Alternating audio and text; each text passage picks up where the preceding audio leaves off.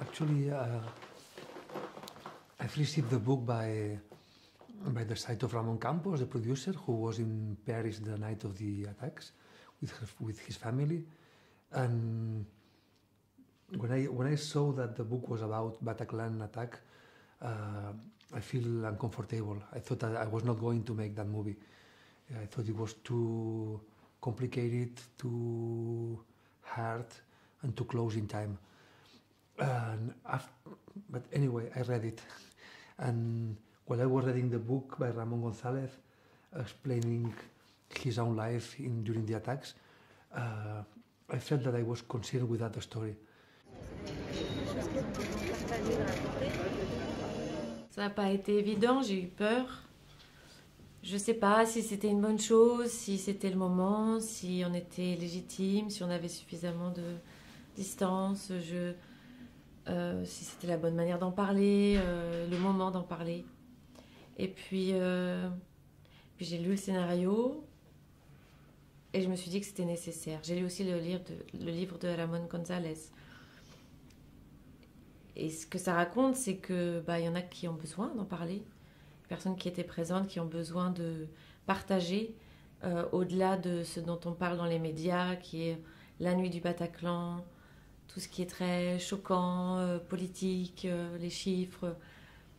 Il y a une envie de raconter tout ce qui est humain, tout ce qui est après. Qu'est-ce qui se passe après, comment la vie continue ou pas, comment le traumatisme continue d'impacter les personnes dans les années qui suivent. Donc je me suis dit que c'était nécessaire, au-delà du devoir de mémoire, c'était de partager le récit de ceux qui veulent le raconter. Et en réponse à l'horreur, c'est oui, l'impact traumatique, mais l'amour, la vie, l'art, le lien social, le dialogue, la paix, la recherche de la paix, le sens de la vie.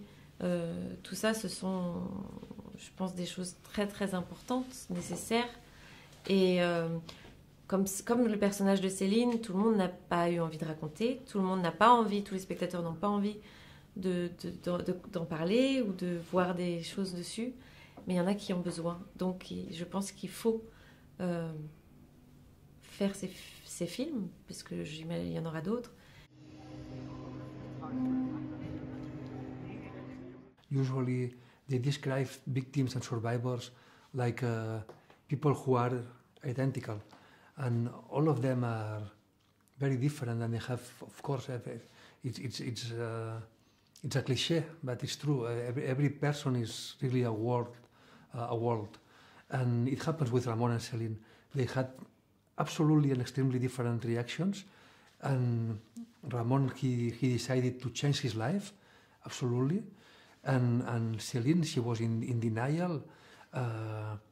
And refused to change everything till today, because to change her life would be a victory for the terrorist. That's what she thinks. And for me, it was very interesting to see how I could understand both of them, and also different opinions. But in this case, it was so extreme and so good for empathy to understand both attitudes. That is one of the reasons for making the film. Mm-hmm.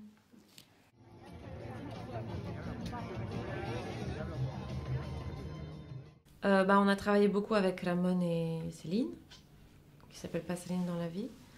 On en a beaucoup parlé aussi avec Isaki, qui fait beaucoup de crises d'angoisse. J'en fais beaucoup aussi, donc les crises d'angoisse, on connaissait. Même si mon personnage n'en fait qu'à la fin, c'est vraiment le personnage de Nahuel qui est plus dans l'hypervigilance, hypersthésie, crise d'angoisse et tout ça. Donc il y a eu un vrai travail au corps aussi avec Stéphanie Chen, qui est une chorégraphe, pour trouver, et dans les regards et dans les gestes, l'impact traumatique. Voilà. C'est fini. Merci beaucoup. Merci à vous.